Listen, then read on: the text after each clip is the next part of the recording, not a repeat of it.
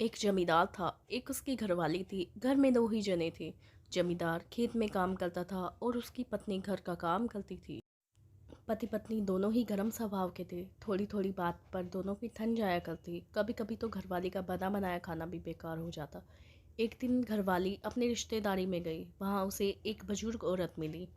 बातों बातों में जमींदार की घरवाली ने बुजुर्ग औरत को बताया कि मेरे घरवाले का मिजाज बहुत चिड़चिड़ा है।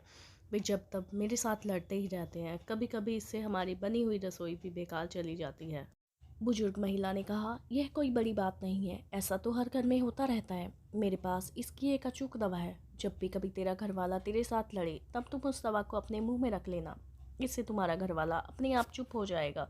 बुजुर्ग महिला अपने घर के अंदर गई, एक शीशी भर के ले आई और उसे दे दी। जमींदार की घरवाली ने घर आकर दवा की परीक्षा करनी शुरू कर दी।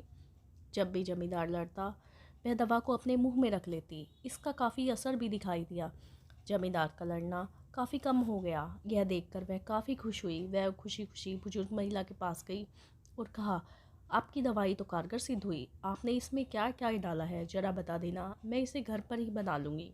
बार बार आना जाना मुश्किल हो जाता है। इस पर बुजुर्ग महिला ने जवाब दिया कि जो शीशी मैंने तुम्हें दी है उसमें शुद्ध जल के सिवाय कुछ भी नहीं था। तुम्हारी समस्या का हल तो तुम्हारे चुप रहने से हुई है। इससे दवा यानी कि मुंह में पानी भर लेती थी तो तुम बोल नहीं सकती थी, और तुम्हारी चुप्पी को देखकर तुम्हारे घर वाले का क्रोध भी शांत हो जाता था। इसी को एक चुप सौ सुख कहते हैं। बुजुर्ग महिला ने जमींदार की घरवाली को सीख दी कि इस दवा को कभी भूलना मत, और अगर ज़रूरत पड़े तो आगे भी लेते रहना। जमींदार की घरवाली ने बुजुर्ग महिला की बात काट मान ली और खुशी खुशी अपने घर वापस आ गई।